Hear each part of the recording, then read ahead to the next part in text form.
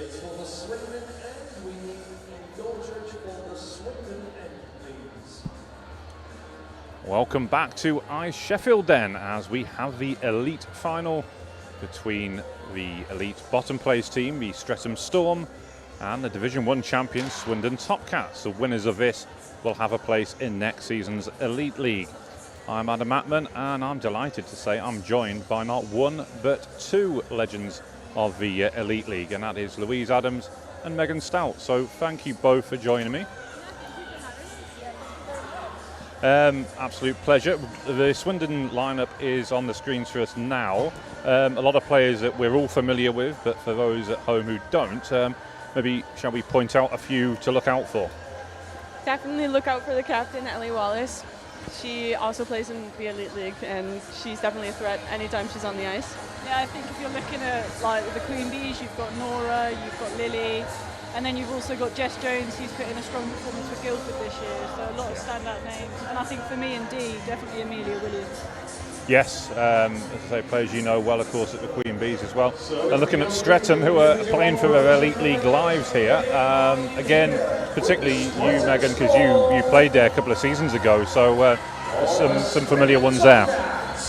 Yeah, I mean, of course I have great respect for the team, but ones to look out for would definitely be Isabel Whiteley and Jamie Andretti, who has recently made a GB debut. She has indeed, yeah. We are underway then, and straight away it's the Streatham Storm who are trying to test Marley's resolve. Marley Easton, who's got the start in goal, who's also with the Guildford Lightning, shot from distance from Jamie Andretti, who we were just saying before there, Megan. And I mean, Canadian born, but fantastic to see her part of a GB programme, isn't it? Yeah, it was amazing to see her have that debut and just showcase her talent on the international level. It really was, and puck comes back out. I know that a lot of her family do tune in from across the pond, as that's going to go for icing, so we'll have the face-off back in the Topcat zone. But, playing on the front foot here, Streatham. I mean, what's both of your thoughts on this, actually, on how this might play out? I think with Swindon, they've got an incredible goalie in Marley, so I think Streatham have the right idea. You've got to test her early, you've got to pepper her with shots to get one through. So I think they know, and I think Streatham, even in the Elite League, are a team that you know are going to come at you and not give up. So I'm sure they'll bring that today. So I think it will come down to who kind of wants it more. On it's in, it's Ellie Wallace with the first goal, and it's a Division 1 side who've taken the lead. Wow! Not even a minute on the clock, and Ellie Wallace doing things that only Ellie Wallace can do. Like I said, look out for Ellie Wallace. Anytime she's on the ice, she's a big threat. She certainly is. Wow, that has certainly put the cat amongst the pigeons, hasn't it? I mean, I know Streatham finished bottom of the Elite League, but plenty of time to go as well, of course, but very much were the favourites for this game going into it. Yeah, absolutely. I mean, Ellie Wallace can disrupt any team. She's got a shot on her, and when she uses it well, it's very hard to stop. Well, I certainly know from in-house that the Whitley Bay Beacons were so relieved to finish fifth and avoid this game, because they knew exactly the sort of threats that Ellie Wallace poses, and not to mention the Wall, who is in goal for the Topcats in Marley Easton. Absolutely, a young side, but very, very talented. Really are, as Beth Milne will chase that one back. That will go for icing, so back we go to the Topcats there into their zone. But well, I mean, we saw there Streatham playing on the front foot those first couple of shifts, but do you think there'll be a change in mindset now that they've gone that goal behind, or do you think they'll just stick to the game plan? I think they know that they need to hit the ground running and just keep going with the momentum that they have, and pepper Molly with shots and hope one goes in. Yeah, it's a very difficult goalie to score against, particularly with her size as well. So is it kind of best you've got to try and move her off her line, do you think? I think it's hard with Molly. She's a great mover. Yeah, she is.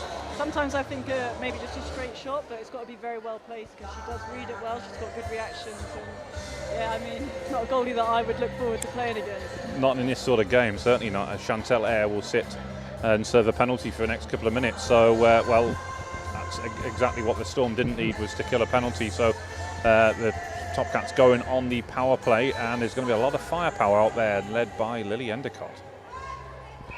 Player you know well as well, of course, the pair of you with the Queen Bees connection. Ellie Wallace couldn't quite keep that one in. That just was fired at her, but she'll regain possession and prevent the breakout. Ellie carries back in, looking to get in behind the D, and she's plays the game at such a tremendous speed as well. I mean, it's a great skater, but great hands as well, hasn't she? Yeah, and she can make those moves at speed, which is what makes her so deadly. Yeah, had a very successful year out in Finland with Torpe S. Turku, and back in the WNIHL for this year. Nice poke check away. Shot comes in. Oh, and it's looped in, and they've got a short-handed goal, and they've tied it back up here. And wow, this has got the makings of a fantastic game of hockey. There's 2 minutes on the clock, a short-handed goal, and the Storm are back level. We've got the replay here. Jane Andrill, who you know well, Megan. Yes, she is another Wisconsin native, so it's nice to see her out here. Yeah, took a little deflection there, I think, on the way through. Lee Hao Chong, I think it was, with the shot, wasn't it, from the point? But great way to get yourself back level, particularly on a penalty kill as well. As Amy Robbery will control. Beth Milne back there as well. Ellie Wallace collects. And she'll control at centre red, switches a play out to the right-hand side.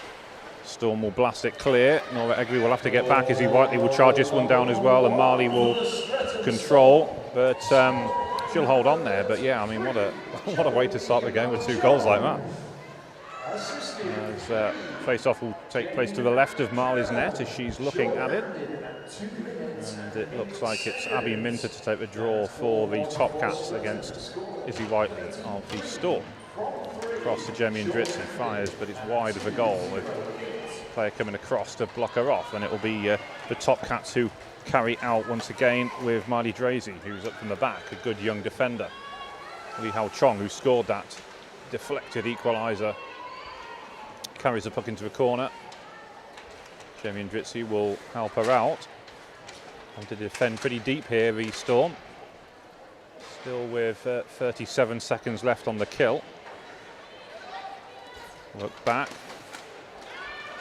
Shots forward to Abby Minter, but she was closed off by Jamie Andritzi. Will carry out. Nice drop of her shoulder here as she carries it forward. Winds one up. Oh, and that's gone in as well. Wow, I was thinking she was going to go the exact same move what we saw before from Lee Hao Chong. I didn't think it would work a second time, but it just has. I mean, Jamie's a great two-way player as well. As a defender, she knows when she should jump in, and you've just seen what she's done. So. Wow. Yeah, I mean, 2 shots from distance, and I don't think Marley seen it coming, did she? She just went straight top shelf. We see the replay again here. Big slap shot, and wow. Yeah, I think she might have got a small touch on that, but I mean, that was an absolute cannon, so very hard to stop. It really was, yeah. Where top shelf, where Mama keeps the best cookies, as that one's going to be carried out on the right wing by Estelle Earp. That one's big rebound. And then controlled by the Storm, by the Topcats even, as it's carried up by Erin Roche. It's an interesting challenge there coming in, no call given. It looked a little bit physical from my point of view, but it's non-contact, isn't it, women's hockey? There's Amelia Williams, nice hands from her as she looks to get the Topcats moving. She's brought down by Estelle Earp. That is going to be a penalty this time. And it is going to be for tripping, I would have thought. Yeah, I've not given a call yet, but yeah, hooking. Yeah, okay. So the Topcats go back on the power play then. So much has happened in the first, well, not even 4 minutes. So 3 goals, a change of lead. I think both teams know the stakes of this game, so both want to win. Yeah, and already it's a very different game to what we saw in last year's Elite Final, where the Beacons took on Bristol and Steph Town scored all 5 goals, who I can see is just below us there. So just out of earshot perhaps, but I mean, it was a great individual performance from her on that occasion. But as you say, it's very different dynamics to this game, isn't there? Absolutely. I mean, in previous years, I think there's been almost a big gap between the top of Prem and the bottom of Elite, so it's refreshing to see that it's becoming more competitive. It's a true credit to the development of the women's game. Yeah, it really is. As it's won back by Lee Hao Chong, who controls and chips that one out of the zone. It's going to be gloved by Amelia Williams. She'll hold on. Kelly Shaw's open, another fantastic young defender who made her Elite League debut a few weeks ago with the Guildford Lightning. was in a loss to the Solihull Vixens, but scored on her debut and got player of the game, so that's not a bad way to start, is it? Great way to start in the Elite League for sure. As Abby Minter collects, carries up the ice, put under pressure there from Viv McGee, who I'm not seeing a great deal of Viv this season. She's missed some of the games when the Beacons have played the Storm, but I know the one game that the Beacons lost to the Storm down in Streatham, she was on fire in that game. I think, was you at that one, Louise? Yeah, I believe I was. Was it quite a big loss? It was 6, wasn't it? Yeah, it was quite a big loss. Yeah, I didn't want to mention the score. Sorry. As Abby Minter comes in, and that one is cleared, comes all the way back down, and is controlled by Marley Easton. But Topcats obviously on the front foot here with the power play, 12 seconds left of it. That's regathered by Amy Robbery, and Amy's another fantastic young player who's obviously played in for GB 18s. There's a big save from Marley there, but she's really become a fixture within the Elite League, hasn't she? Oh, she definitely has, and she is a core part of Streatham's defence. Like, she's a great all-around player, and she's also one of those defenders who knows when she should jump up and join the play. Yeah. Chance up there, couldn't quite gather. Izzy Whiteley will. She'll carry forward. Captain of the Storm. Again, somebody you've played alongside, Megan. She a player for a big game like this on this occasion, do you think? Oh yeah, I mean, she definitely knows the stakes, and obviously she's taken this captain role in the last 2 seasons, and like, she knows what she needs to get done. She knows what the team needs to get done. Yeah, as Storm have control with Christina McLean. With McGee now. Nice hands from there, gets a shot off, it's blocked. As the Topcats have players coming across. It was kept inside by Lee Hao Chong over on the far side, but Leah Wallace it was who made the block. And Lee Hao Chong gathers once again. And Jamie Andrizzi forward, helped on its way by Lau. Over onto the far side with McGee, looking to try and actually just see the shuffle it forward with her skate there, but regain possession in the neutral zone. Jamie Andrizzi again cuts inside, looking to go onto a backhand. That one pops up into the glove there. Marley will hold on, but again, nice bit of play there from Jamie as she cut inside. Yeah, absolutely. She really knows how to access those spaces, and I think what's beautiful about her game is she doesn't overcomplicate things. If you look at her game, it's very simple, but she knows how to skate into space, and it's so effective. Yeah, absolutely. As we're back underway, Swindon will look to build. It's towards Leah Wallace once again, one-on-one, as she races down the slot, gets a backhand shot, but turned aside. And with that come the Storm. It's end-to-end stuff here. As we said before, Amy Robbery likes to get forward, and she will carry it down this left wing channel. Left Milne's open. It's picked off by Ellie Wallace, though. And she's got Lily Endicott up there with her. Ellie just using that long reach of hers to keep hold of possession. Amelia Williams is open. She'll get the puck. And Izzy Whiteley doing a good job of forcing the turnover. Estelle Ip will switch it out to the right wing, but Lily Endicott will get there first. She's going to be put under pressure, but works it back to Amelia Williams into the corner. Abby Minter's out there now as well, but Estelle Lip steals it back, and it's a nice setup to Christina McLean, who wasn't far off, and then the play from Gretzky's office there from Estelle Lip, almost setting up the play in the low slot, but good couple of half chances there for the Storm. Yeah, absolutely. I mean, I think what you see with Streatham is they're a team that will put you under a lot of pressure. They're really good at playing down low. They like to play down low and get that pressure and just build it up from there.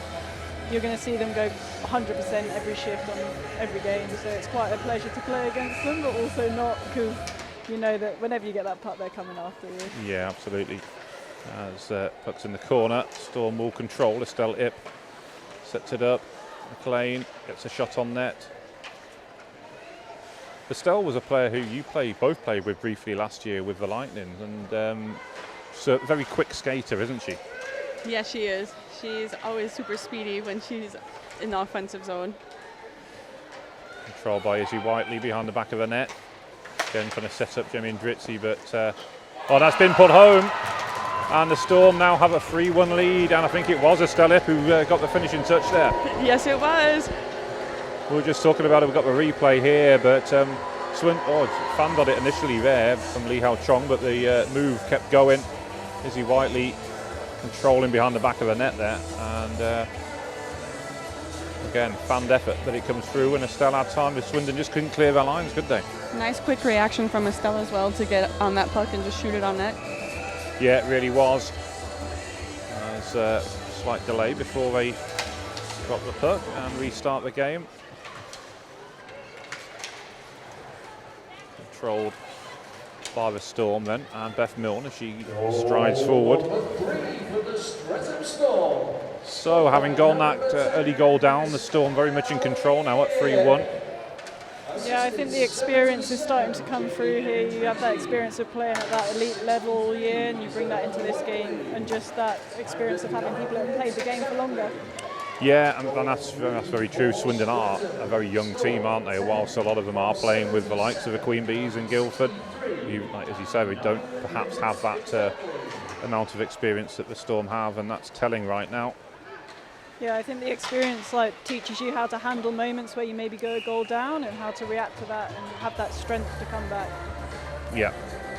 Marley will make the save then, and she'll hold on. We'll get another face-off inside the Topcat zone as we're about 9:48 into the period. Get a face-off on the far side. You see Ebinger in the red helmet. It's a commentator's delight when you can spot players like that. They do stand out. As Jamie Andrizzi controls in the corner. Murray's open. You see Ebinger gets a touch on it. She'll chase it down. And Swindon having to battle back here. Lily Endicott collects a loose puck off the boards and carries down the left wing. He drops a puck back for Ellie Wallace. It's fired over. I think it might have just took a deflection off a Storm stick. Ellie will go again. Centering pass. A bit of a collision off the puck as both players were committed to play it. And Jamie Andrizzi then forward. Collected though by the Topcats. And Nora Egri with the effort, Nora, again, another player you both know well with the Queen Bees, and a fantastic young talent, isn't she? Oh yeah, she is. Nora's been great to have this season on my team as a teammate. She always performs, she always goes out there and gets the job done. Yeah, and got a growing collection of fantastic goals as well. Yes, she does, which has been so great to see. Yeah, as Izzy Whiteley carries in. Again, trying to go short side, but Marley stopped her. But nice burst of pace there from Izzy. Yeah, definitely. I think it's just in those situations there where Marley does fill so much of the net with her size. You need to move her in those situations. Yeah, definitely. This is going to stay up there to take the draw.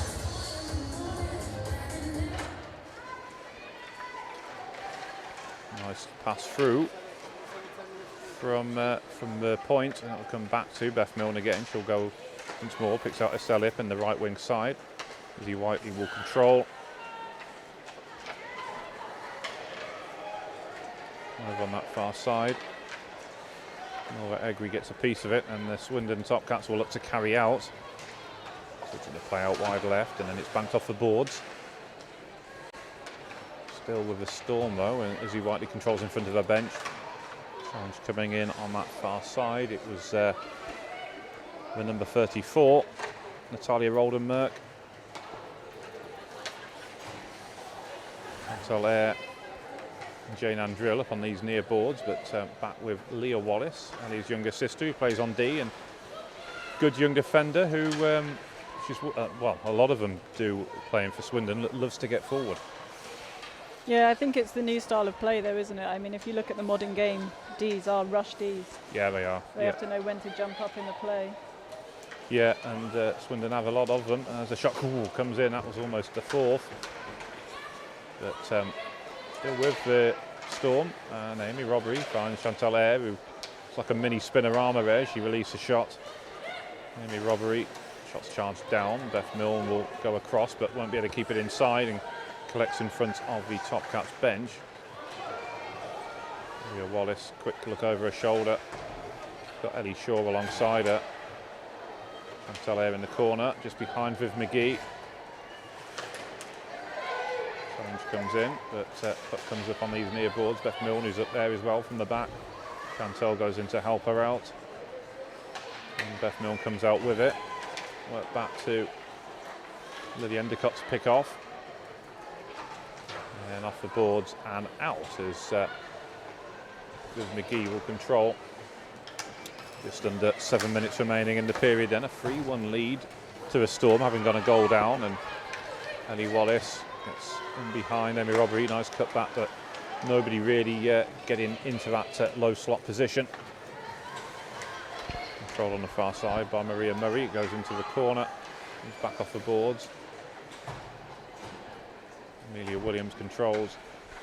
Talking of impressive young defenders, just how good is Amelia? Oh, I think she's an incredible defender. Every time she's playing at Queen Bees, I just think, you know, for her age to have that composure and that kind of intelligence on the puck is very rare to see. Yes, it is, yeah. And while she's not the tallest of these, but as you say, the way she reads the game is what keeps her 1 foot ahead, isn't it? One step ahead. Yeah, absolutely. And I mean, I've seen her go 50-50 battles with people twice her size, and she comes out with the puck. She does, so. yeah. Bit of a scramble in the net. Good save by Marley, who had to get something on it, and she was able to. Beth Milne will regain possession. Abby Minter will make the challenge along the far side. And that's controlled on these near side boards by Emma Comer. Izzy Whiteley will control, sends one in on net, pushed aside by Marley. Amy Robbery controls, fires, comes through towards Izzy Whiteley. Attempted wrap around, but Marley spots it and covers up with just over 5 minutes left in the period. But I mean, it can affect a goalie's confidence giving up 2 goals, although I don't think Marley was to blame by any means, but it seems like she's settled into the game now and got over that disappointment perhaps. Yeah, she seems like she's made some big saves. I mean, that will build your confidence back up. Like, obviously a goal will take your knock on it, but she's made some big saves and recovered well from that. Yeah, there's centre on the boards. Still with the Topcats, and controlled on this near side by Roldan Merck again, who I believe is from Canada originally. Shot comes in from Jane Andrill, but again kick save by Marley, and that was another big save from her as Abby Minter carries in. Nice poke check from Lee Hao Chong, but still with Abby on that far side.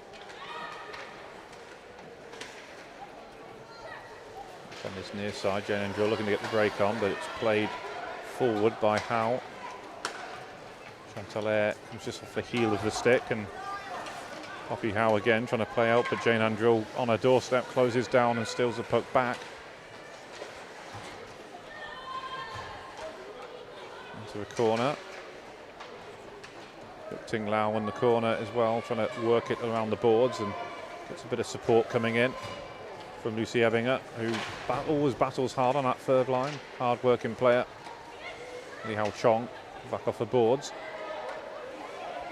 And controlled by the Topcats, but needs a second go to clear, and they'll do so. Amy Robbery's open. She'll receive the puck with just under 4 minutes to go now in this opening period.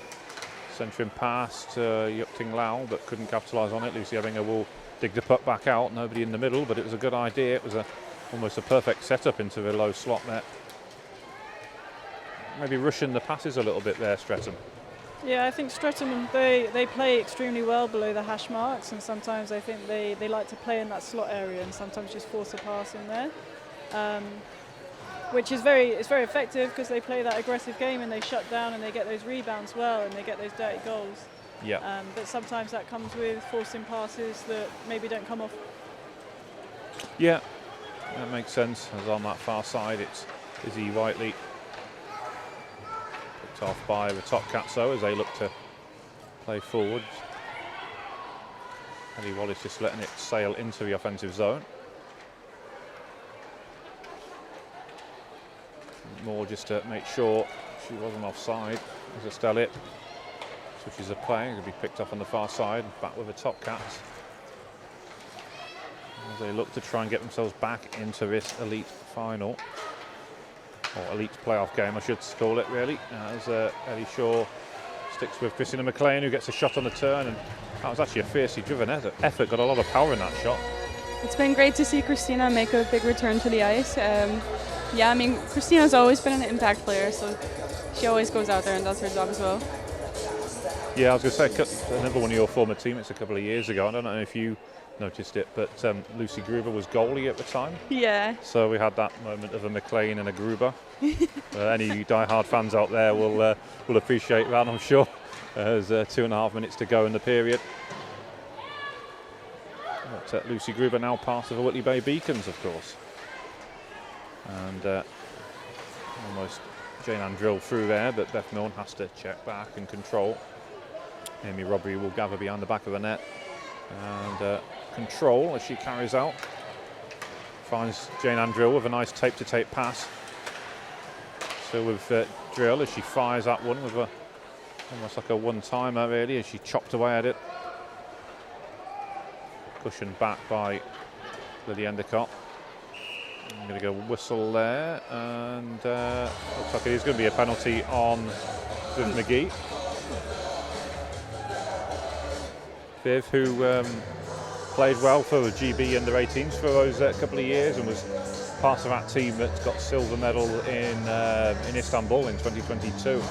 Yeah, definitely a huge talent, so it would have been a huge miss to the Storm when she missed some games this year, but it's good to see her back on the ice and playing again. Yeah, it really is. Controlled on the left wing side, and it allows the Topcats to have a third go at their power play. Nice pass by Amelia Williams. It was interference call. Ellie Shaw almost steered that one into a net. Some frantic defending there by the Storm as they control behind the back of the net. But Naomi Healy doing a good job. Good to see Naomi back playing as well this season. I think she missed some games earlier on. This is her third goalie that the Storm have used this season. So, but she's had a good run of games towards the second half of the season. Yeah, absolutely. I mean, I think Streatham are in a very fortunate position where they've got 3 solid goalies that they can call on. Yeah, they have indeed. And obviously the Beacons had a bit of trouble in that area this season with Megan Craig having that foot injury.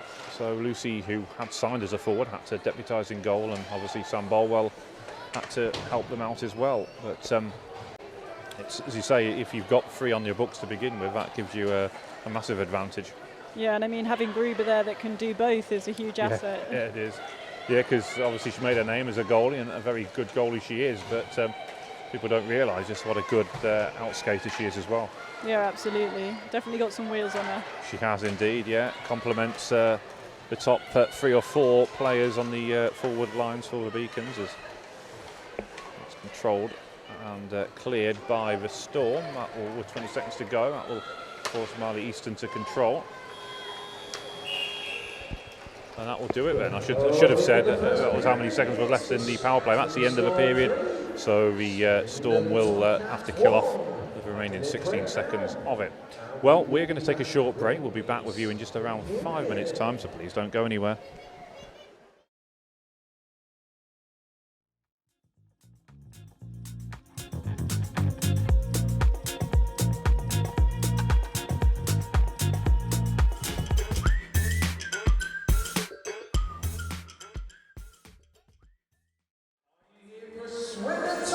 Welcome back then for the start of the second period between the Streatham Storm and the Swindon Topcats. I'm joined by both Louise Adams and Megan Stouts for this one, and well, what an explosive start that was. Yeah, absolutely, definitely unexpected. I think everyone thought that Storm were going to run away with this, but it was great to see Swindon get on the board early. It really was, but back came the Storm, very quickly turned that 1-0 deficit into a 2-1 lead, and now they have a 3-1 advantage as Ellie Wallace controls on this near side. Nice layoff to Lily Endicott. Oh, and she tried the early shot. It was a rising effort, but I mean, we've seen Streatham score a couple of goals like that early on, so I guess Lily's trying to find her range as well. Yeah, absolutely. I think sometimes when you're further out like that, it's better to put it down low and just get your own rebound, or someone else chase that rebound. Yeah, we get a face off in the Topcat zone then. To be Izzy Whiteley to take the draw for the Storm. Third and final game of today. We have just the 6 games for you tomorrow, starting from 9 AM, so please do tune in for that one. 6 semi-finals, and then the 4 finals coming up on Sunday.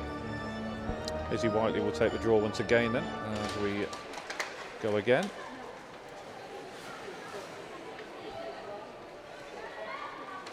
Elliott in the corner has to quickly change direction, but has possession once more as Leah Wallace comes across to defend. And Wallace again. Forced up along the boards. Now Ellie Wallace comes in to gather. She looks to get skating and carrying the puck out. Viv McGee trying to stick with her. Those two know each other very well from that GB tournament in Istanbul we're talking about before. That was the last year that Eddie could play for the 18s before she aged out, as the pass forward didn't quite come off. Now the Storm look to carry back once again. Nice poke check coming in as Jane Andrill controls in the corner. Chantal Eyre looks to close down the puck handler. And then Amelia Williams in possession now. Switches the play back across towards Nora Egri, who looks to carry out. Good hands from her as she rides a couple of challenges and then gets a shot on there to net. That quick release, isn't it? Even from a wrist shot, she gets a lot of power in her shot, and that's where she gets a lot of her goals from. Yeah, she does, and that was a great shot that she just put on Naomi. It was. Naomi was strong there, though, and held on.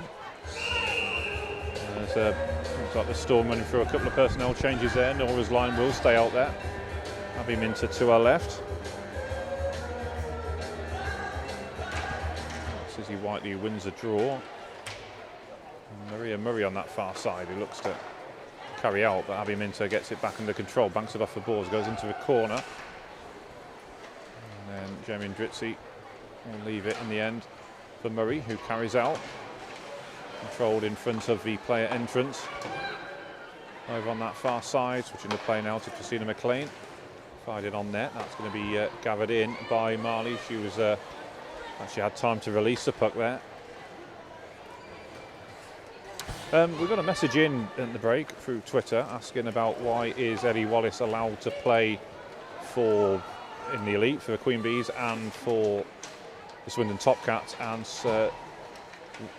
the Storm got penalised for having a player play up. Well, first of all, Ellie is under the age of 23, and if you play in Division 1 you can play up to the Elite League, whereas the player I think in question for a Storm is Yuk Ting Lau, and you can't play up 2 levels, and she was playing in Division 2, and the rule was you can't jump 2 levels to play up, which I think that's correct, isn't it? Yeah, that's correct. It didn't used to be that way. I think that rule came in the past 1 or 2 years, so yeah. I think it's just taken some time to adjust, because it's not often you see players jump 2 leagues.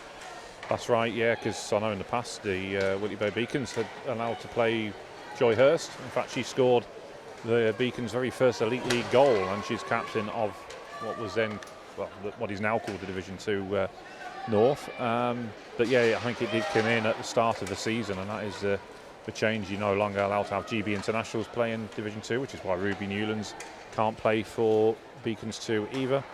But yeah, that is the answer. Might not have gone down too well with some people, but it was a harsh decision, but I guess those are the rules, and that's why Streatham were deducted those points. Yeah, absolutely. I think you need to look at development, don't you? And how do you develop the players in that, lowest league when you've got GB nationals playing alongside them? It takes away from their game. It really does, yeah. And well, certainly looking at it from my point of view with the Beacons, the Division 2 side is very much a development side now. I know some teams don't always operate that way, and it is their senior team, for example, like we've seen with Caledonia and Telford, who are Division 2 North, and obviously Cardiff and Cambridge in the south as well. But that is the reason why Ellie can play in both leagues, as well, the Kingston Diamonds Division 1 side pretty much all play for the Elite League team as well, and we'll see both of those sides in action over the next couple of days. As Beth Milne will charge across to get there ahead. I'll tell you what, she made some ground up there, didn't she? It's control, nice layoff by Estelle Ip to release Izzy Whiteley, who controls. Beth Milne again. Defended, I think it was Erin Ross who got the touch on that, just come off the outside of her leg. Puts in the corner, Christina McLean, centering pass to Whiteley, who fires, kick save from Marley, under the side. Another stop there, but this time the whistle's gone. I think the puck got stuck in her shorts there. I thought it must have been that, because I lost sight of it myself, but wasn't quite sure what had happened. But yeah, almost 5 minutes played then, but keeps the face-off inside the Topcat zone, and the Storm will use the opportunity to bring their third line out.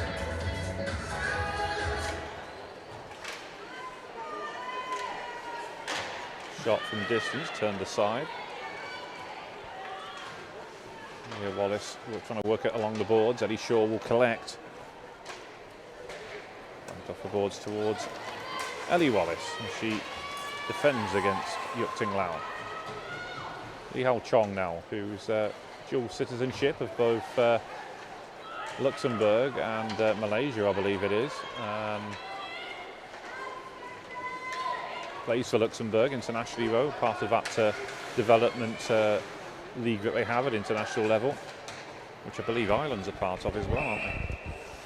Yeah, I mean, Streatham has quite a few of their players that play internationally, such as Ting and Estelle, who play for Hong Kong as well. Yeah, I do indeed, yeah. And it's great to see the WNIHL has been able to attract international players like that, much like yourself, Megan, as well, who's from the States. So. Thank you.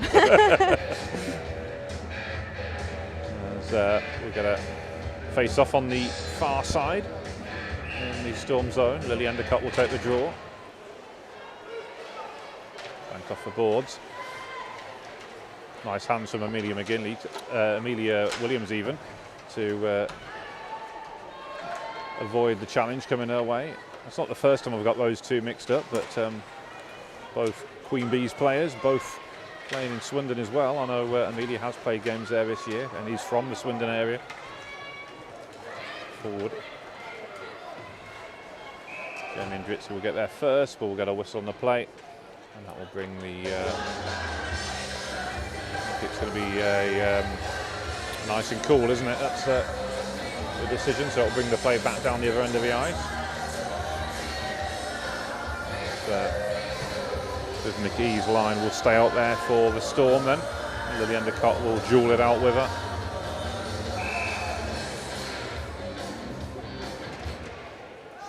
Puck being caught between the official skates, and it falls nicely for Li Hao Chong.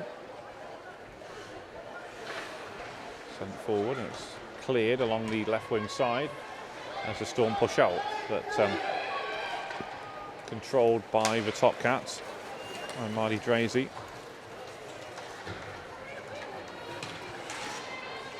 Forward by Viv McGee, that's going to be called for offside, but I mean, it looked relatively close there though. Yeah, I think it might have been from the ice change, so where they're changing on the bench. Yeah. Where it's just like, oh. We're running a few technical repairs there, sorry folks. You were saying? I'm back in action.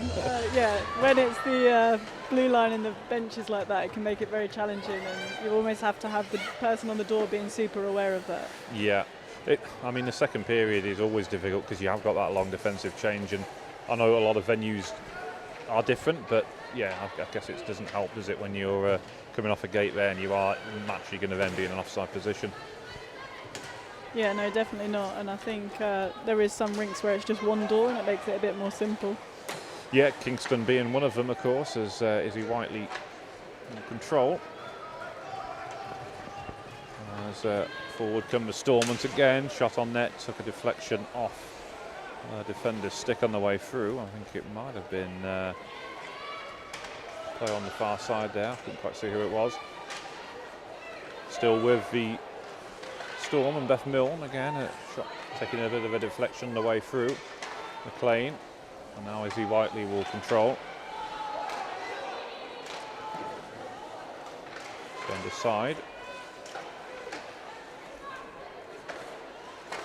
Attempted wraparound. I think they got more of Marley when they did the puck. I think it was Estelle It with the attempted wraparound as Abby Minter looked to carry it out. But Izzy Whiteley onto her quickly there to try and shut her down and prevent her carrying out.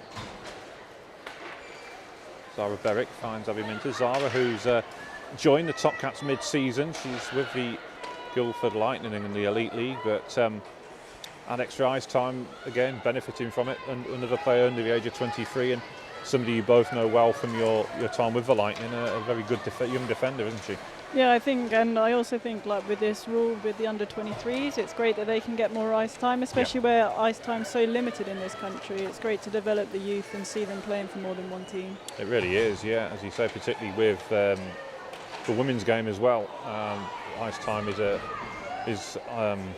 commodity, isn't it? So they've got to take every opportunity they can as the shot comes in, and I guess it's another reason why so many girls do play in the men's league as well. Yeah, absolutely. I mean, we've got to take ice time where we can, and this rule allows that to happen, and it allows that development to take place. And I think also those players that can play in the men's league make the most of that, and it's a whole different speed. It brings a different element to their game, so that's also really good for the development of the sport as a whole. Yeah, it is indeed. As Nelly Endicott will take the draw. Controlled by Ellie Shaw. She carries out. Chantal Eyre will get the puck back.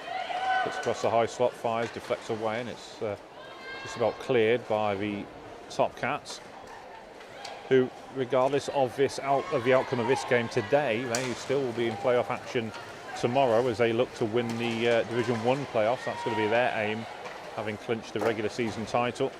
But it won't be easy. They take on the Firebees tomorrow. That's obviously a team that you're familiar with. A lot of players from there came up to play with the Queen Bees as well. So that'll be an interesting matchup tomorrow, won't it? Yeah, absolutely. And I mean, speaking of that rule from the under 23s, I think for some of the players that play these two teams, they're potentially having a 5-game weekend. So yes, right, yeah. It's definitely got its pros and its cons. It has, yeah. Similar story to Ruby Newlands last year. We played 3 games for the Beacons when they were in Division 1. As the shot comes in, that's going to be covered up. Marley's kicked the net off inadvertently as she makes that save. Ruby then played in the Elite. Did she play for Elite? No, she didn't. But she played in the Division for the under-16s as well for the Beacons. So she was very busy. And it happens, doesn't it? As you say, when players can play on different teams like that, it's some busy weekends, but I guess at that age you can get away with it. Oh, absolutely. Now I need a week to recover. So do I, and I'm just standing here watching. So as Beth Milne gathers, I know by the Sunday I was sounding like Barry White. My voice had gone, so hopefully it'll hold out a little bit longer this weekend. Got the lozenges going. Yeah, absolutely, yeah. Adding some honey, that always works a treat.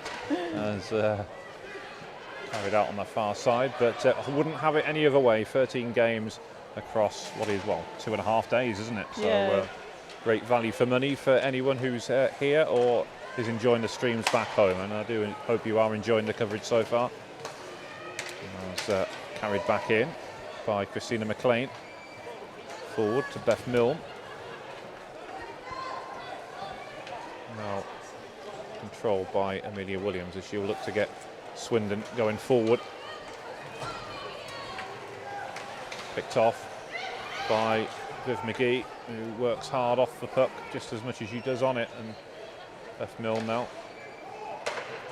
pass forward to Chantal Eyre, who finds Jane Andrill, and she helps it on its way as well. 9 minutes to go in this second period. It's after that sort of frantic start, Louise, it's calmed down a little bit in this second period, but still good quality hockey from both sides. Yeah, absolutely. I think from a watching perspective, it can almost appear like the game has slowed down, or that there may be sensing some fatigue, but I think it's actually just where both teams have settled into this, and that initial panic has settled down. Yeah, it has. And as you say, there was a lot on the line, and I think that was probably a good way of describing it. It was panic from both sides, wasn't it? And hence goals were flying into both nets as Ndritsi sends it forward. It's picked off by Zara Berwick and then fired over the top of the bar as the Topcats look to clear the zone, which they'll eventually do. Lee Hao Chong will get there first. She'll look to carry out on that far side. She's still in possession of it here. She strides forward. She's going to go coast to coast here, perhaps. Zara Berwick just had a vital interception there. She just got a stick on that and prevented Lee Hao Chong from pulling the trigger. Good enough to disrupt her as the battle continues beyond the back of the net. And they're trying to force that one home, but I think Marley just about getting on top of there and covering that one up with a lot of traffic going on around her. Yeah, I mean, that was a great escape from Jo there. She really took the space that was available to her. I mean, naturally being a defender, she does also spend some time up front, so I think we saw that kind of utility play live in action there. Yeah. I think that's quite the common theme with the Streatham defenders. They're all able to jump up into the play. Yeah, that's very true. It's one of the more pleasing aspects of their game, I guess, isn't it? To when you hear as a spectator, as Robert Eat sends it across the far side, Izzy Whiteley continuing to battle away. Collected on that far side, Lily Endicott over onto that far side. And Beth Milne will chase it back. It would have presented perhaps an interesting problem for next season if Swindon could still well go on to win this game and earn promotion, but if they were, how it would impact the likes of Guildford and the Queen Bees, because then these players can't then play for both sides, can they? No, they cannot. I think a lot of teams would be wondering, where are we going to get our players from? Yeah, They're all in Swindon. Yeah, that's very true. And well, similarly, if they chose to play for Queen Bees, what would Swindon do? But it would pose an interesting problem. But for now, that isn't going to be an issue, as the Storm currently hold the lead. As the puck is sent all the way down, that's going to go for icing with just over 6 minutes left in the period. And that will bring the play back down the other end of the ice then.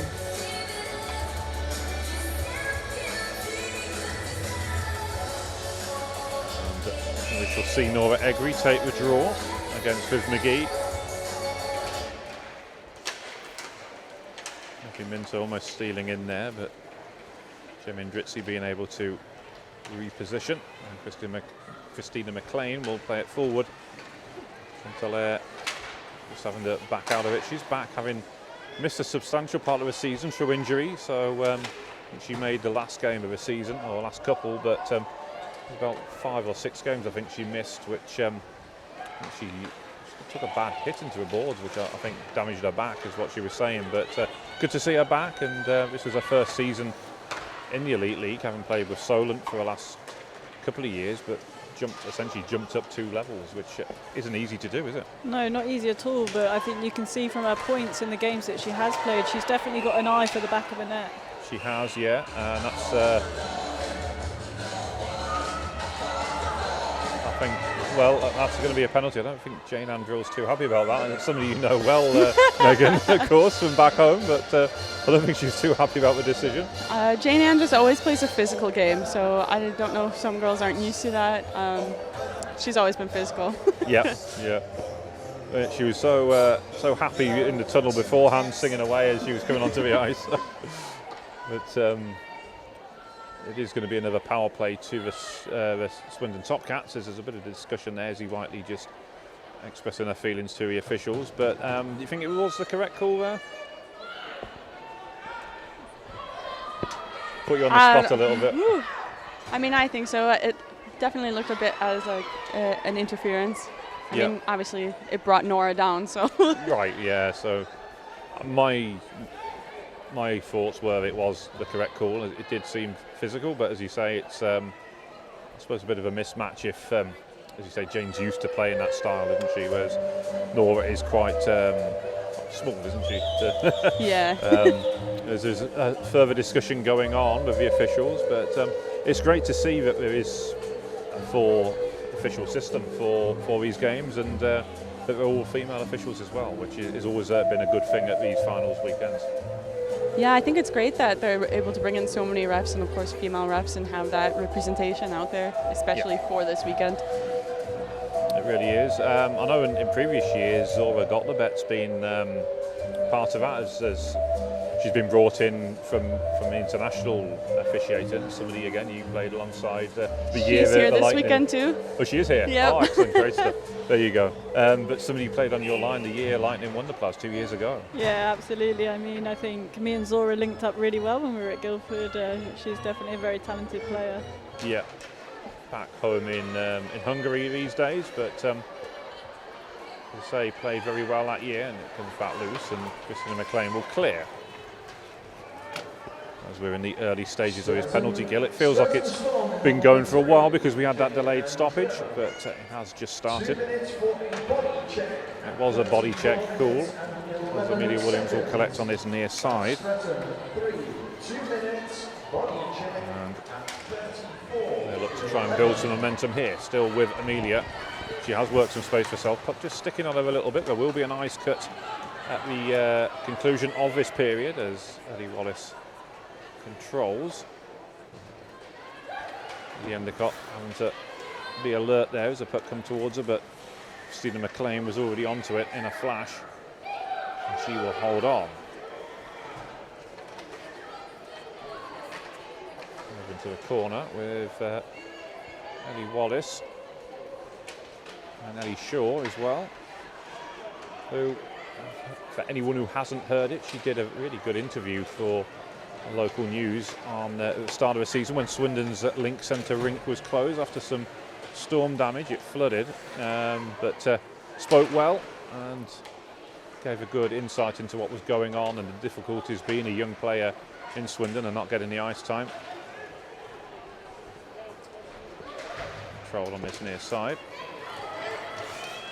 Viv McGee battling away there, and she's frustrated. She felt her stick was being held onto by Ellie, but well, that's forced a kick save from Marley as Estelle quick on the release there. To play had continued, I think, as Viv and Ellie were still trying to pick themselves back up off the ice, but a few seconds left on this kill, and you'd have to say the Storm have dealt with these power plays well, haven't they? Yeah, absolutely, and I think from Swindon's side of things, I think they could be a bit more aggressive when Storm have the puck on the kill. Yeah. That's kind of the space where you want to send those two players in. Yeah, I would agree, as we're about 3.5 minutes away from the end of the period, and we're going to face off inside the Topcats zone. Izzy Whiteley will take the draw against Nora Egri.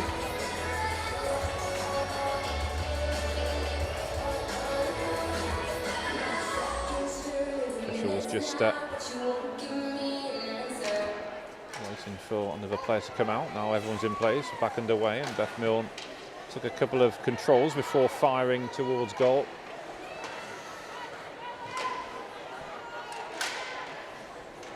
Still it. Clever bit of play there by Leah Wallace. Just lifted her stick, didn't she, as the puck sailed through. Yeah, absolutely. I mean, I think what I always preach is you can't score without your stick, so that's the priority for any defender. Yeah. Yeah, that's very true. I mean, I know some coaches used to go crazy at you if you didn't keep your puck on the shot. It's gone in. That was a good shot by Jane Ann there. It was, yeah. It got Molly right in the 5-hole. It's a dangerous spot for her. It is, and I mean, I don't think Swindon were expecting that shot when it came in. They seemed to almost stand still, didn't they? But Jane didn't stop. She carried on, and we'll see the replay here. It was straight from the face-off with McGee on the draw.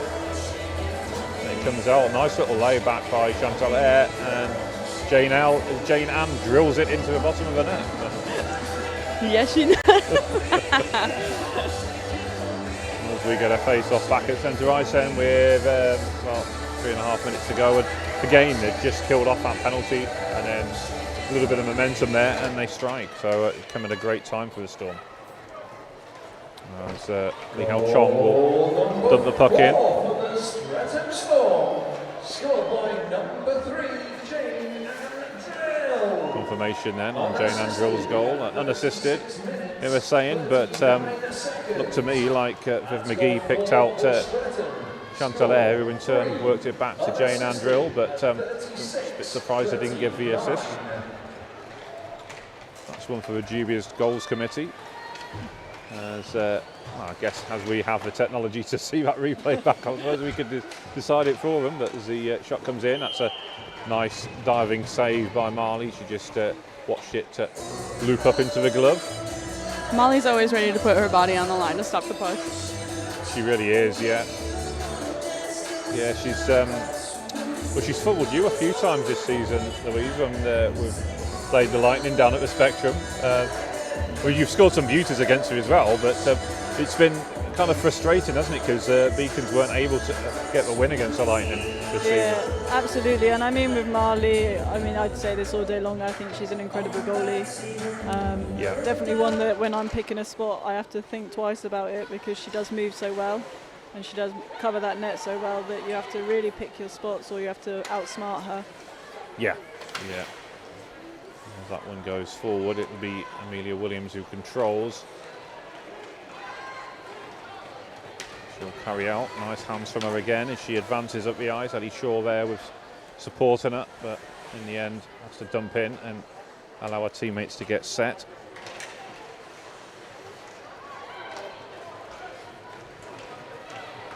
Controlled on the far side by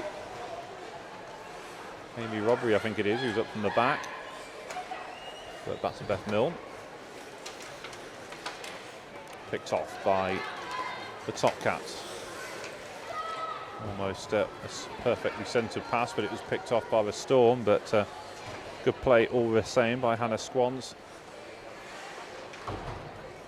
Estelle comes across and collects in front of the Topcats bench. A nice reverse pass will release Christina McLean.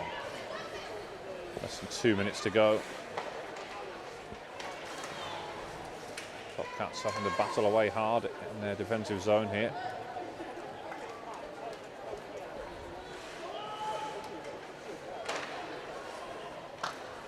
Oh, nice set-up play there. On it's come loose.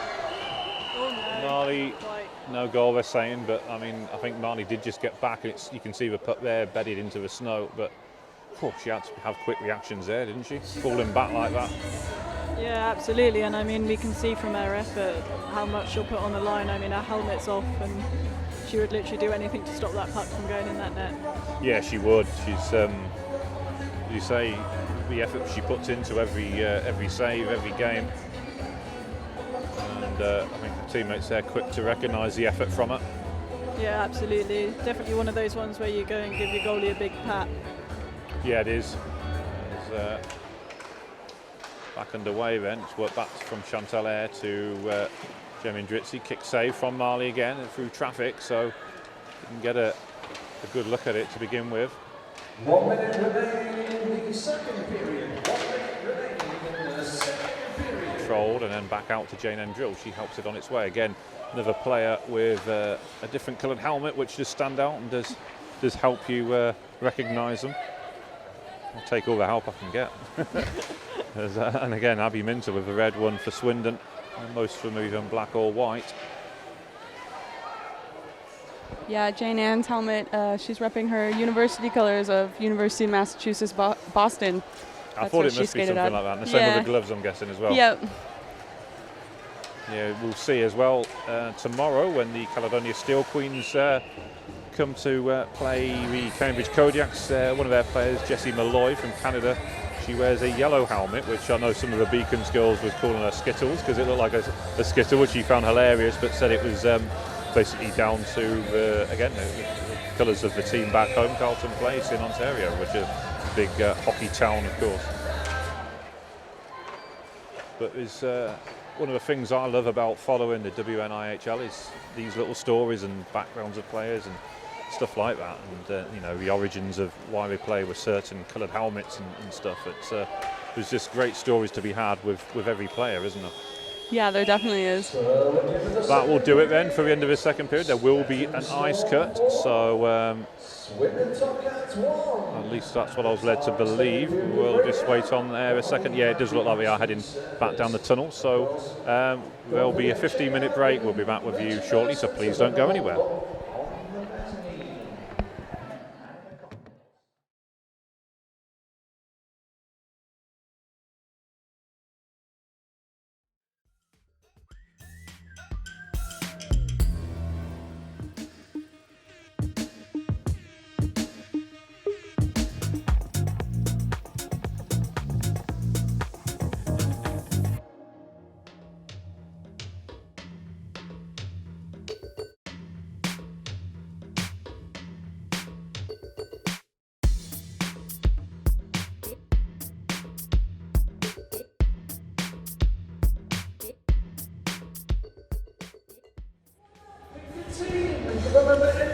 Welcome back to the third and final period of this elite playoff game between the Swindon Topcats and the Streatham Storm. Joining me for this one is Louise Adams and Megan Stout. And thank you again both for joining me.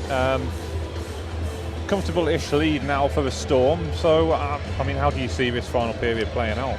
Yeah, I mean, I think with Streatham's experience, they will have experience, given the word, that they'll be able to see this game out, if that was my prediction. I mean, Swindon could definitely surprise us. They've got some talent.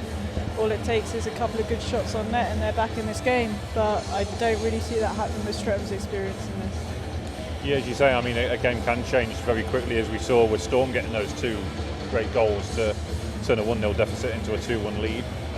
But yeah, you would feel that Swindon would have to get them goals pretty early on in the period if they were to salvage something from this. Yeah, I think it would be getting that goal nice and early and building the momentum from there. Yeah, I'd agree. There's a slight delay before the pucks drop. Both teams are back out there. Was there a little bit? I think there was a little bit of a penalty left on. I think that might be why they've not put that on the clock. I think there was going to be about 16 seconds left to play off, wasn't there, on that final power play? But the officials maybe just running through a couple of things there. But nice slick ice surface for the final period of today's play. Looking ahead to the games tomorrow, you're both involved obviously with the Queen Bee semi-final. Looking forward to that one? Yeah, I'm looking forward to that one a lot. We're really excited to play Hull. I mean, we know they're going to come out ready to compete and be physical, so we just have to match them and hopefully win and head on to Sunday. Yeah, and those two games, the two elite semi-finals, are coming up for you in the middle part of the day, so please do tune in. Well, tune in for all of them, but those two will be games 3 and 4 of the 6. And we wish all teams involved the very best of luck. But starting tomorrow in the morning from 9 AM, we have the Division 1 game between the Kingston Diamonds and the Bristol Huskies, and then Swindon are on in game 2. So, I mean, after a gruelling game here today, to then get yourself back up, I mean, that's asking a lot, isn't it?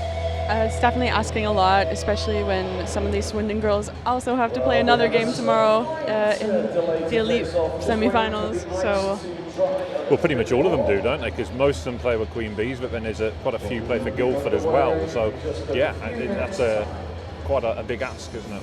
they will be seeing a lot of ice this weekend. They will. Again, still, we don't seem to be any further, or any closer, I should say, to getting the puck drop. But it's a little bit of standing water. I don't think that's the issue. I think, I don't think I'm going crazy. I'm pretty sure there was 16 seconds left on that power play at the end of the second period. Well, here we go. We have some movement from the officials. But no, perhaps not then, because there's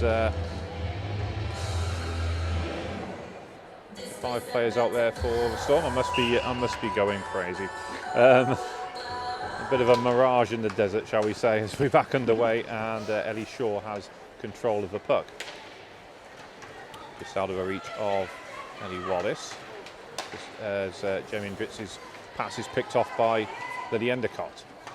Emma Comer will control down this near side, but it's the Storm who come out with it.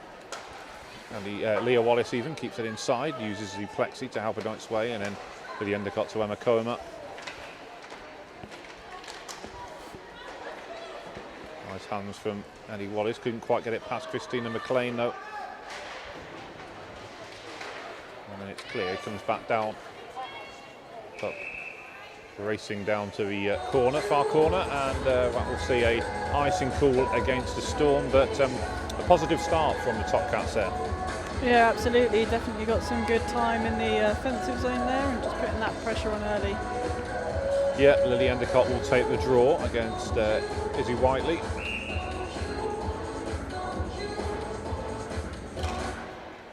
And it's Lily Hal Chong who will come out with it for the Storm, as she banks it off the boards towards Christina McLean. Forward towards Izzy Whiteley, was just behind her. And then sent across. Picked off by Ellie Wallace as she controls on that left wing side. That's off the corner of the boards there. Izzy Whiteley will control, but say with day one of this weekend, and what better way to spend a Friday night with watching a quality game of hockey? Where else would we be? Exactly. No better way to spend the weekend than at an ice rink. That's exactly it. There's another. Well, obviously you're from Wisconsin. I'm sure you'll be aware of Badger Bob Johnson, who was a coach there for many years before going to my Pittsburgh Penguins to win us our first Stanley Cup in 1991, and he had a phrase of, "It's a great day for hockey." It's a great day for hockey. Yeah. So it looks like it's going to be a penalty, a first penalty on the Topcats of the game in. So first opportunity to see the Storm power play in action. And it's Lily Endicott to serve. I must admit I didn't see too much about that. So I think she collided with Estelle. I'm not quite sure what the call is. yeah, I didn't see the hand gesture, the signal. As that one's cleared, takes a deflection off Amy Robbery, and then Viv McGee will gather and look to build again as Beth Mill control. Here we go with the announcement. 2 minutes for body check. Body check, okay. 41 minutes, 25 seconds. Viv McGee controls. Swindon 41, 2 minutes. Jane Andrill's open. I think Viv was going to, well, she will find her in fact, but looked like Nora was going to pick that one off. Jane then gets a shot, kick save from Marley, outs it out wide onto the corner, and then go again with Jane Andrill. Over on this near side, it'll be blasted clear, and that will allow the Topcats to push out and force the Storm to retreat. Unfortunately, we can't give you an update on the time because the penalty clock is hidden by two hanging speakers from the ceiling. I think there's about 50 seconds left. Okay, well spotted. You're in a better position than I am, certainly. As Viv McGee controls. Come off the heel of a stick there as Ellie Shaw works it away into the corner. Back to Viv McGee. She'll wind one up again. Oh, that's backed it away with the palm of the glove from Marley there. Elliott switches a play to Viv McGee. Fires through traffic. Come off somebody. Was it? Amelia Williams. Yeah, Amelia Williams. Yeah. Looked like it hit her quite high up as well. As she rides a challenge there off Estelle and continues forward. Viv McGee now will regain possession. Izzy Whiteley coming from a deeper position this time and will carry into the offensive zone. Cross to Lee Hao Chong. Abby Minter. She will carry forward now down that left wing channel. The Topcats back to full strength, and that wasn't far off. That was maybe worth having an effort from Abby there. Shot from out wide. Lee Hao Chong will control. He enters the zone. Andy Wallace with an attempt to steal the puck off her. Back out to Lily Endicott, who's now back on the ice having served their penalty. Oh, just behind Ellie Wallace. She had to allow it to sail past her, and that's going to go for icing. But I mean, quite a comfortable kill in the end for the Topcats, wasn't it? Yeah, definitely. They were quite aggressive actually in that offensive end, or well, their defensive end. And I think Streatham didn't necessarily utilise the puck movement that they could have to beat that. Yeah, they were indeed. And so McGee would take the draw, and against Lily Endicott, officials not happy. They'll have a retake here. Not quite sure what that was for. Did you read that? I think probably as a warning to Vivian. It might have been spinning on the wing. You're not allowed to rotate your body anymore. Right, okay, yeah. That would make sense with the finger gesture there. Oh, that one comes through, and again, it was.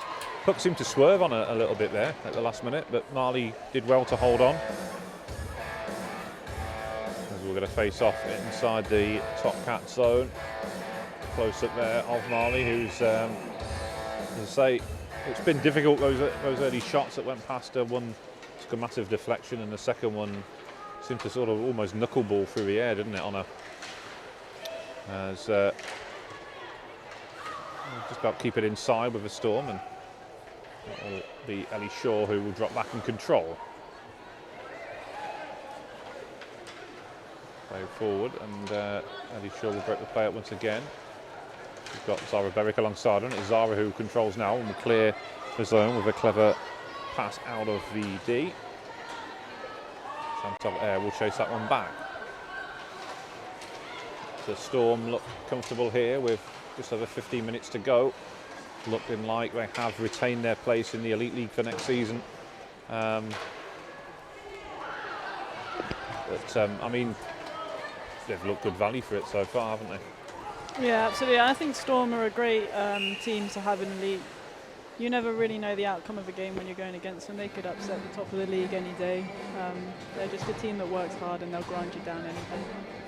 Yeah, I mean, I know the game last weekend or 2 weekends ago wasn't really anything riding on it, but still they beat the Vixens and they've took points off the Queen Bees this season with a draw and in previous seasons as well. I think it's, Queen Bees have found it difficult against the Storm in recent years, haven't they?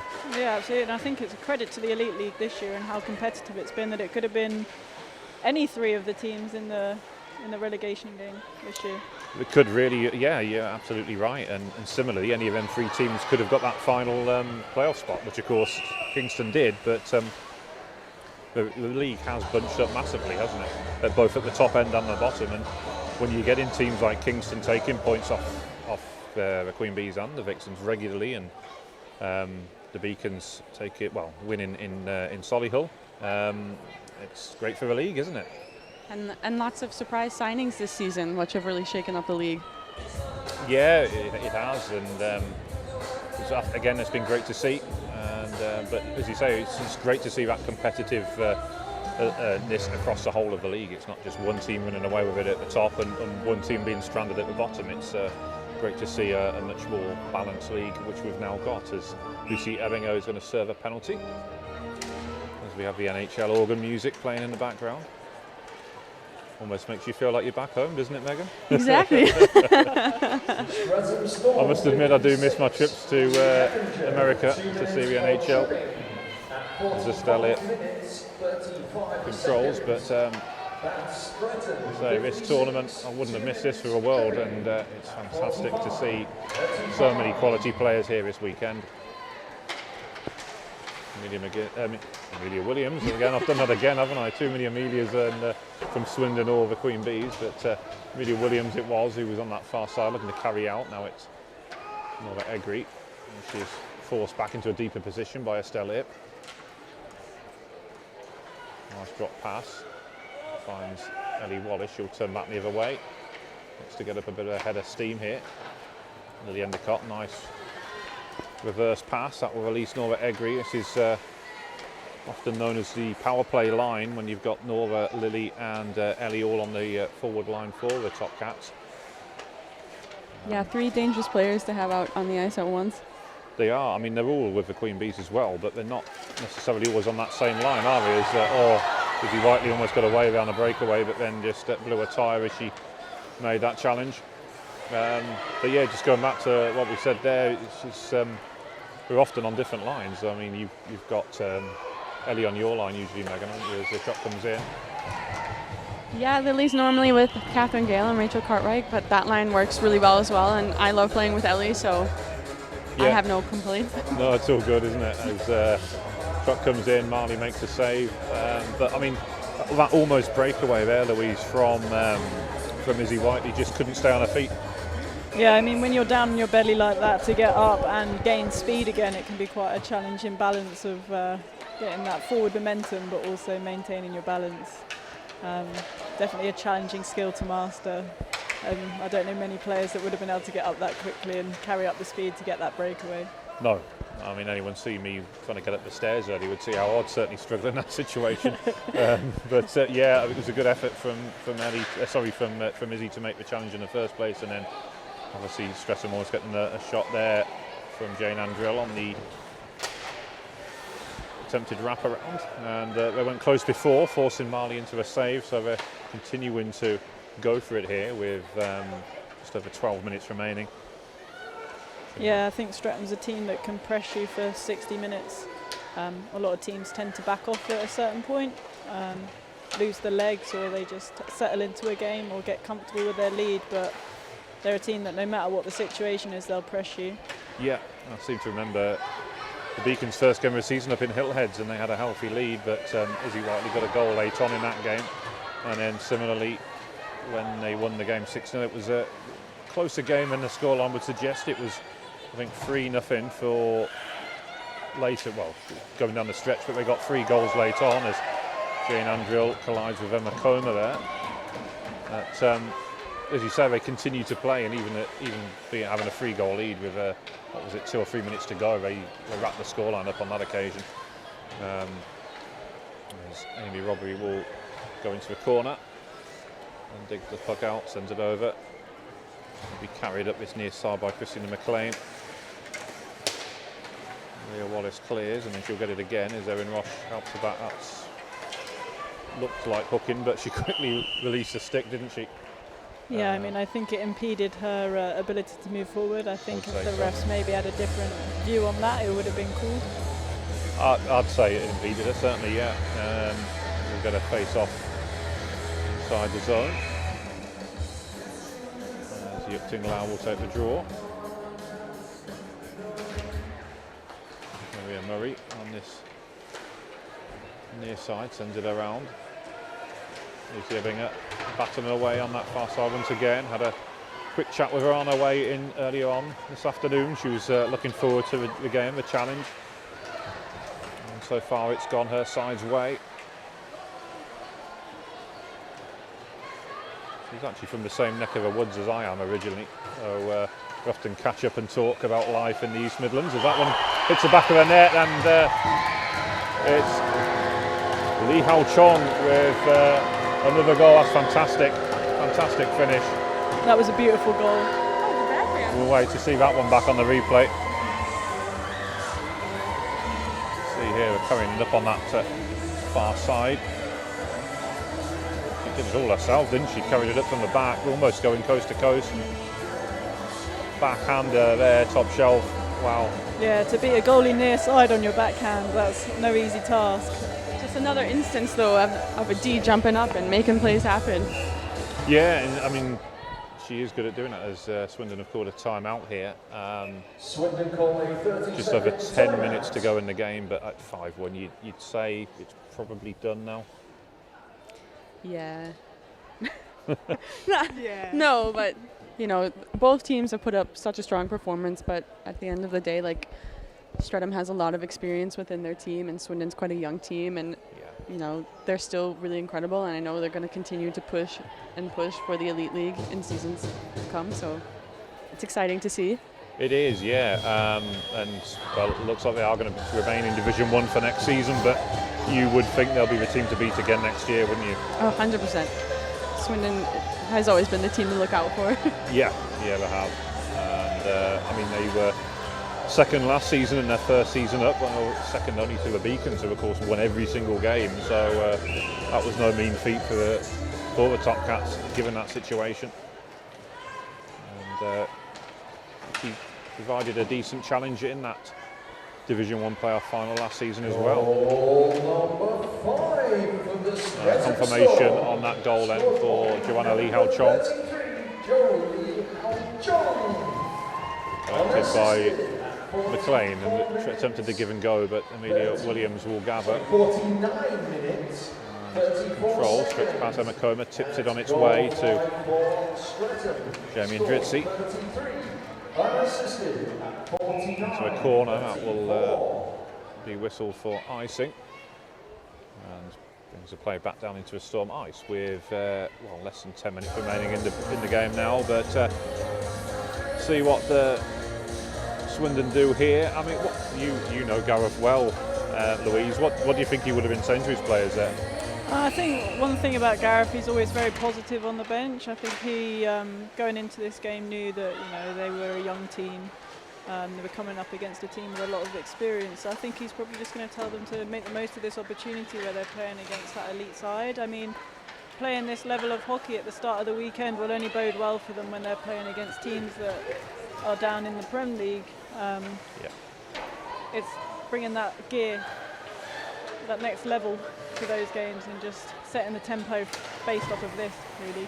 Yeah, well, funny enough, that was going to be my next question, because you've kind of used this as a warm-up, for want of a better term, and you think that will work in their favour, playing the likes of Firebees and potentially Bristol or Kingston in the final? Yeah, absolutely. I mean, I think as long as it's managed correctly, I think sometimes that step down or that shift in speed can be actually quite hard to manage, because you go from almost thinking too quickly and maybe making a few more mistakes and not really realising how much more time you've got. So I think it's just managing that and taking the energy from this in the correct way forward, and it could be a huge benefit to them.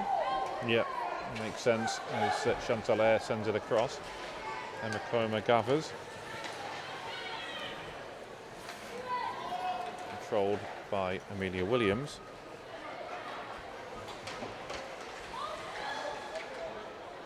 I might actually see Joy Scott Russell on the ice for this one. She's listed on the team sheet, but another one of the good players who normally sits on that top line with Lily Endicott and Ellie Wallace, but not here, so I don't know if she's unavailable for it. But one of Swindon's top performers.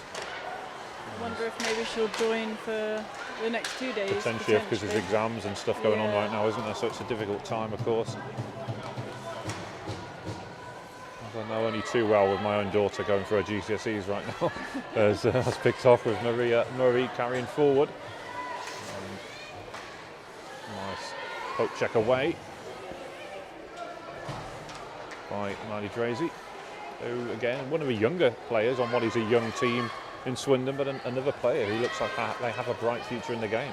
Yeah, definitely. I think again fostering that kind of composure on the puck. I think Swindon have done that very well. You see it with Amelia Williams. I think extremely composed. I think could challenge most senior D in this elite league in terms of her composure and decision making. I think Miley is a step in that direction as well. Yeah, I'd agree. Comes through, led by the Topcats as Jamie Ndritsi comes with an effort just from a deep position and quite steer it on target on this occasion. The Topcats will carry out. Just over 7 minutes to go. I'm sure they'll want to end the game with maybe getting a goal or two back, just to carry a bit of confidence into those semi-finals, into that semi-final tomorrow. As I say, they're on the ice second as Stellit fires high. Swept clear by Zara Berwick. So the Topcats will carry out. It was a nice play. Nora Egri with the collecting the return pass there from Natalia Roldenmerk. Pushing into the boards there.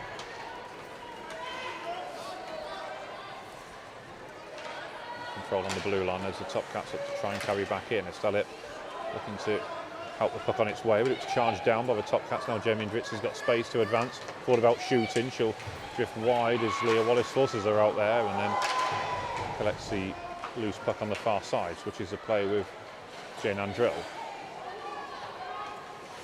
Still with Drill now as she cuts across the high slot. Nice hands from her, fires. It took a deflection, I think, off Marley's stick on the way through, but nice bit of play there as she cut through the zone. And on that far side, Jamie Ndritsi keeps it inside. Sorry, it's Amy Robbery even who keeps it inside on the far end of that blue line. Jane Ann Drill again controls behind the back of the net. Sets up for Viv McGee. Oh, and saved by Marley. Great save by Molly. It was. She looks like she was hung out to dry a little bit there, but she pulled off a great save, and Bev Milne has to drop back. 5.5 minutes or thereabouts to go. Still with Beth Milne, sends it in on net and collects the loose puck herself. Shot from distance and then comes back off the end boards. Swindon quick to control, and Amelia Williams behind the back of the net now. Back the other way. Banked off the boards to Ellie Wallace, and then tipped on. Emma Comer gets a piece of it on its way through. Steph Milne plays it out wide with McGee now. Controlled in the defensive zone. Oh, it's picked off by Estelle If, and again, that's why you keep your puck on the ice, you stick on the ice even, isn't it, as she's forced that turnover, and this is proving to be a really good shift from Estelle. We're going to get a whistle on the play. It's going to be a penalty by the looks of it on Emma Comer, who's heading over. But yeah, it's a really good shift there from Estelle If. Yeah, I mean, it's just that pressure that they put on. I think maybe that's what Swindon are struggling to adjust to, is having that consistent pressure on them. I think what Streatham do really well is they send one person in. If it switches sides, they'll pull out and be that cover, and then another person will go in hard. You've got constant pressure on you. Yeah, just seen the replay there, that save from Marley before. Another kick save from distance this time, with power play to be killed, less than, well, really just over 4 minutes to go in fact, so it won't be much to play once this penalties elapsed. 76, Emma Comer, 2 minutes for tripping. Yeah, 2 minutes for tripping is the confirmation on it. That's Swindon 76, 2 minutes. Jamie Andritzi will look to carry forward and finds Amy Robbery on, Izzy Whiteley even on that far side. Playing from a deeper position on this power play unit, back to Lee Hao Chong and across. Now it's Amy Robbery who uses the boards to find Lee Hao Chong once again, but some good physical play by Amelia Williams there, and then Andy Wallace going in there to help her out. Robbery again, just out of a reach there of Jane Andrill, who will drop back with Lily Endicott putting her under pressure, and she fends off that challenge still with Jane Andrill showing her strength there, and very difficult to get off the puck. If McGee's open, she'll find her, will shoot through traffic and then pad it away. Fell it with a little poke check from Ellie Wallace, couldn't quite get it away, but Amelia Williams has possession. Oh, that took a weird bounce off the goal then. But Amelia will pounce on it quickly, carry it up the ice. There's a few hooks going in there, nothing cooled though, but did enough to put her off, didn't it? Yeah, absolutely. I mean, sometimes those little taps make a big difference, especially when you've got several of them coming at you. I think she was surrounded by about 3 people there. Yeah, she was, yeah. Shot through traffic again from Viv McGee. That was almost a headhunter as that went through a lot of bodies towards the goal, but just wide. Abby Minter on that far side. Swindon back to full strength then as they kill off that Emma Comer penalty, and then Marley again taking that one through traffic as we have 2 minutes 20 to go. Reminder then, tomorrow 6 games for you starting from 9 AM. Please hope you do choose to spend the day with us tomorrow, and hopefully get you both on the mic if you're available for some of the games at least. Catch us back on the mic. I know you'll be busy, obviously, in that elite semi-final, but you'll be more than welcome to join me for the Prem games early on. All the Division 2 ones later on. 2 minutes remaining in the Let's work back to the Topcats and Marty Drazy. Stella will control. Work back to Jamie Andritzi, who fires through traffic again from distance with just over 90 seconds to go then. Streatham edging ever nearer to confirmation they'll be playing in the Elite League in the 2024-25 season. And again, another shot, and Marley forcing the puck away with the pads. I mean, Marley does face a lot of shots in games, doesn't she? Yeah, she really does, and she handles that so well. Yeah, she does. Again, another one, and then having to dive full length to cover that one up. And I can't remember what game it was, but she was telling me about that it was an obscene amount of shots that she faced in one go. It was like 68 or something like that, and she just gets on with it. Yeah, she does. But she loves it. Yeah, she does. Actually. Yeah, you're right. So passionate. Yeah, she wouldn't have it any other way, would she? But great to see, and kept very busy both with Swindon and with Guildford. So you'll be seeing a lot of Marley again tomorrow, involved in 2 semi-finals and, well, potentially 2 finals on the final day, Sunday. There's Eddie Wallace releasing the puck along the side, but Beth Milne capitalising on it inside the final minute then.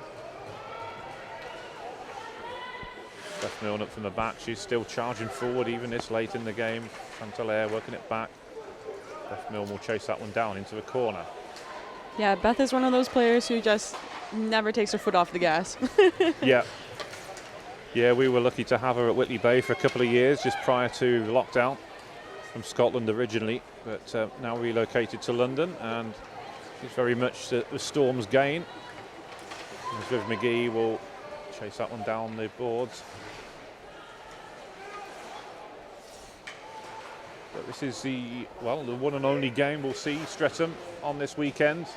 They would have preferred to have been involved in the top 4 playoffs. As it was, they had to fight it out to regain their place in the league, but they've done so, and with a 5-1 win, that confirms that they will stay up. There's actually not a great deal of celebration from them. I thought they might have been a little bit more ecstatic about that, but I suppose it's a position they felt they shouldn't have been in the first place. I think they just came here and were like, right, let's get the job done, go home, see you next season. Yeah, I think you've summed it up pretty well, actually. Yeah, I think so. Swindon don't look too disheartened. I think they knew it was going to be a tough game today, didn't they? And in some ways, there's bigger games to be had this weekend where there's a chance to win some silverware. Yeah, they've got so much hockey left this weekend, so. We certainly will. Well, this is the point where I normally ask my co-commentator or commentators to give me an idea who they think should be player of the game for both sides. So what are your thoughts on this one, the both of you? I think for Streatham, I think Jo Li Hong Chao. Got that important I just goal butchered her early on, last didn't name. she, as well? Yeah, she got 2 important goals. She was just on point today. I think for Swindon, Molly played incredible, and I think Amelia Williams did as well. Yeah, thoughts, Louise? I join Meg there on Amelia Williams for Swindon, and then I think for Streatham, to be honest, I think there was a lot of effort there for a lot of people. I think Estelle stood out today in terms of scoring that goal right on the doorstep, and then also putting a lot of effort in. But also agree with Meg. I mean, that backhand goal was something special from Jo. Still thinking about it. Yeah. I mean, she got the important goal to get her team back level, which was about a minute or so after they'd gone behind, which was important when it came. As you say, that was probably the goal of the game, wasn't it? That 5th goal from Jo. Absolutely. Well, we are going to stay on air, so we can bring you the post-game announcements. So you'll see who does get player of the game, and see if our panel were right. I definitely want to give a shout out to everybody in North America that's tuned in to watch. Yeah, thank you all for tuning in. I hope you've enjoyed the coverage. We've got another 6 games for you tomorrow and then 4 on Sunday, so please do keep tuning in. As we will await the announcements as the officials go over to complete handshakes with both benches. But it's been a great start to the weekend then. 3 quality games of hockey, more to come, as I say, over the next 2 days, which I hope you will be a part of. And a lot more to be decided. But the first thing we can say is that we know the under-16s final will involve the London Capitals, Louise's team that she's coaching, or one of the teams she's coaching. There's many of them. And the Division 2... Southern Division even, I'll get there in the end.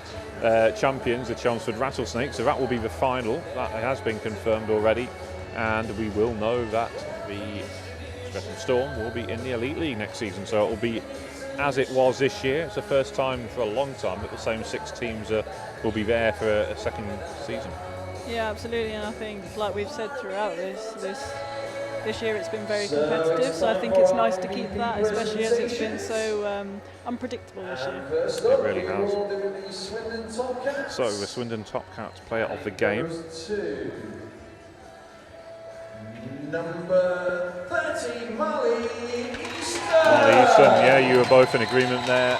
Marley's the sheer amount of shots she faced there, and very unlucky with some of them goals. I mean, 3 of them went top shelf, which she couldn't do anything about. Yeah, but I think there could have been a lot more goals had she not stepped up and made some big saves throughout the game there. Yeah, I absolutely agree with you. It would have been. It's a Kodak moment.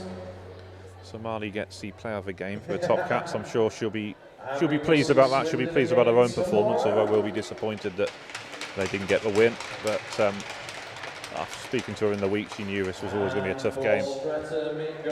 Yeah, I think their whole team was aware and their coach was very much aware. And Jolie Hao-Chong gets the also 2 for 2 there. Well deserved. Well done.